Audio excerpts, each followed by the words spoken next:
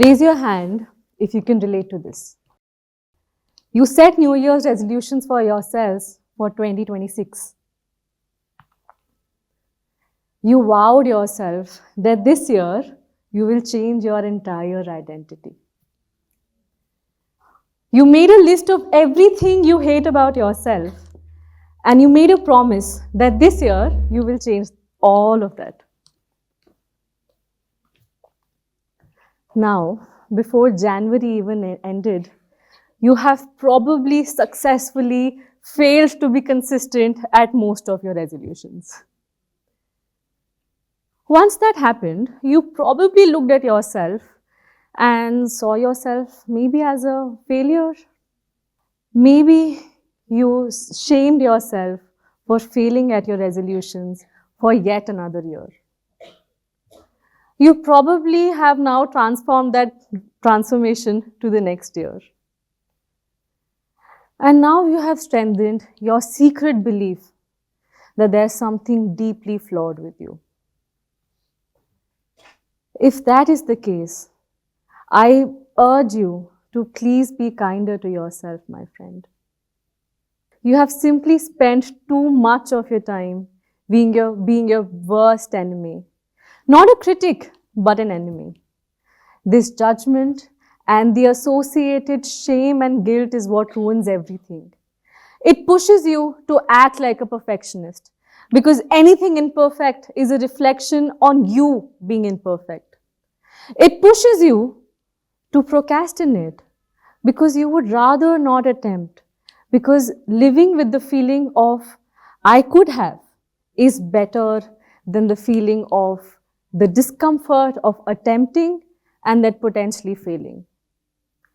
Or it maybe makes you question your self-worth because you have attached it to the output you can create. I can relate to that. It happened with me when I received an invite for this call. My self-doubt told me all the reasons why I will bomb this talk or why I don't deserve this in the first place.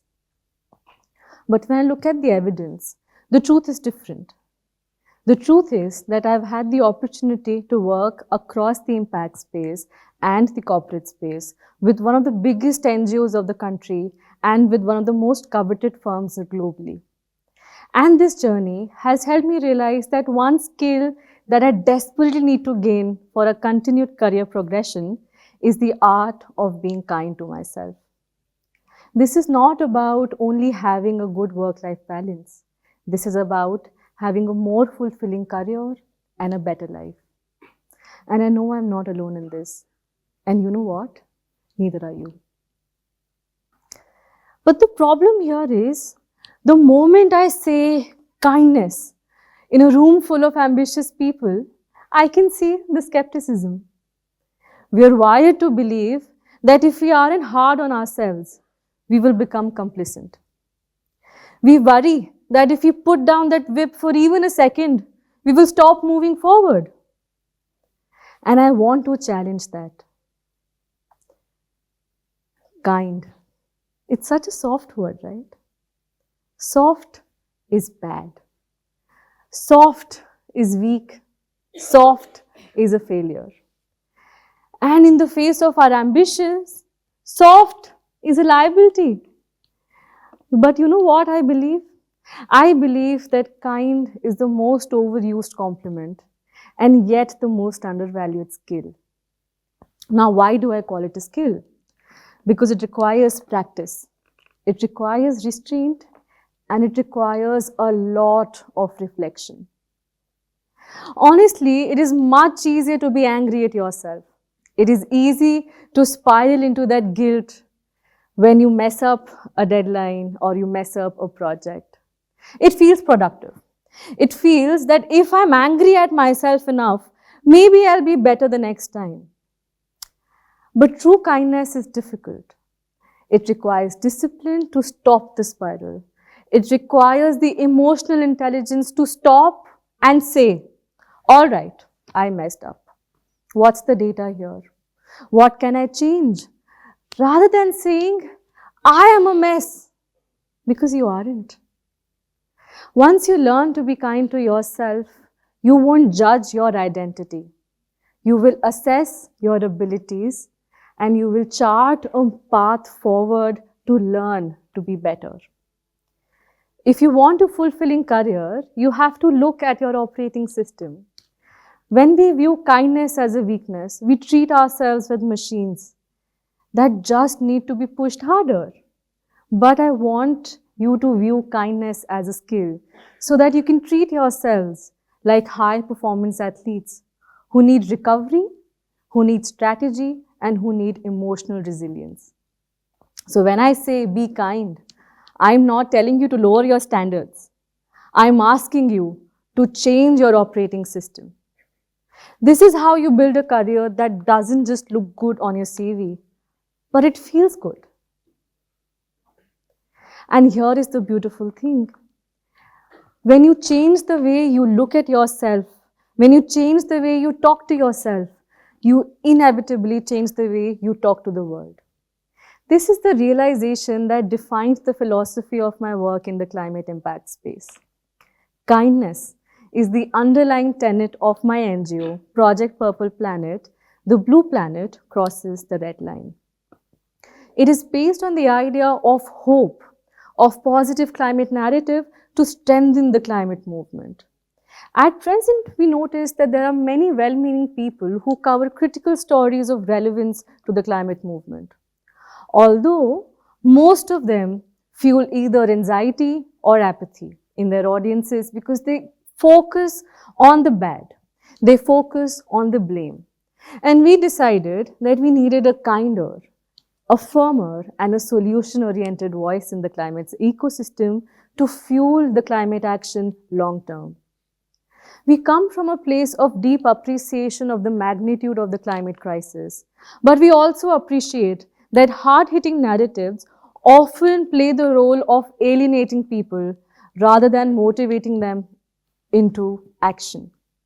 And that is how Project Purple Planet, or P3, was born. We don't want to target everything people do and link it to them being irresponsible for climate. Because honestly, the system that we have built today, everything that we do, from living in concrete houses, to eating out, to even attending an event such as this, adds to that carbon load. But it is not fair. It is not fair to shame people simply for existing in a flawed system. So we decided to break down the crisis so that people not only understand what they can do to be better global citizens, but also understand what are the systemic changes required to redesign the system and combat this crisis better. Now, after I had conceptualized Project Purple Planet, I realized that I alone won't be able to carry this huge burden. And if I want to take it far, I might need to get people on board. And instead of judging myself, I looked for two amazing individuals who could connect with the vision.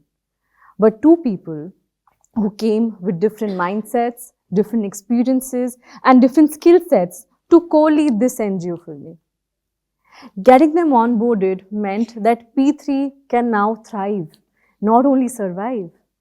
And it also meant that I don't have to carry this massive responsibility alone.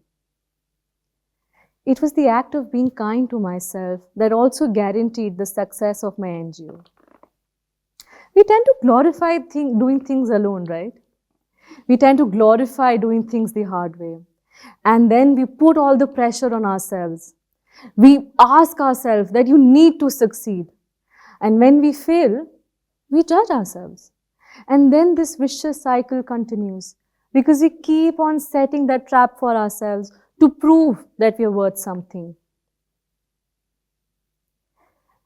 The practice of being kindness doesn't only change how you feel.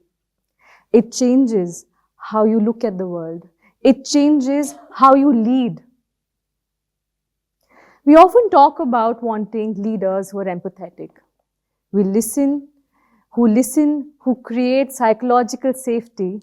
But here is the truth I have learned. You can't be a kind leader if you're a cruel self-observer. If you're constantly judging yourself for every mistake, you will inevitably judge your teammates just as harshly. You will project that pressure onto themselves. You will see them only as performers of tasks. But when you're kind to yourself, you create space for others to be humans too, for others to make mistakes as well. You stop looking at your colleagues as resources to be optimized and as humans to collaborate with, as humans to be understood. Let me share a personal example of where self-kindness led to a difficult but necessary decision for me. I worked at my dream company, one of the top consulting firms in the world. I was working with the best people, doing amazing work. On paper, I had everything a professional, an ambitious professional is supposed to want. But after some time, I realized that it stopped making sense. Despite the prestige, I was not fulfilling my deeper purpose of working towards long-term climate impact. The unkind voice in my head said, the enemy, it said, are you crazy? You're so ungrateful. You will fail without this brand name behind you. If I had listened to that voice, I would have stayed and I would have become bitter and I probably would have failed as a consultant because my heart was not in it. But I chose the kind voice, the voice that said, it's okay. It's okay to admit that this dream is no longer your dream. So I made a difficult decision of leaving without a backup. And I'm so grateful for that. I'm so grateful because I was kind enough to accept myself and accept what does not work for me, even if it works for multiple people. Even if it was my dream at a point, even if it's still a dream for many people. I'm glad that I had the courage to take that leap because that decision gave me the space to build Project Purple Planet. It gave me the space to be here today. So as you step into your ambitious futures, my advice is not just to work hard. You already know how to do that. My advice is to be brave. Be brave enough to be kind. Be kind when you fail a resolution. Be kind when you need help. And be kind when you need to walk away from something good to build something better. Be your own critic, but not your enemy. Thank you.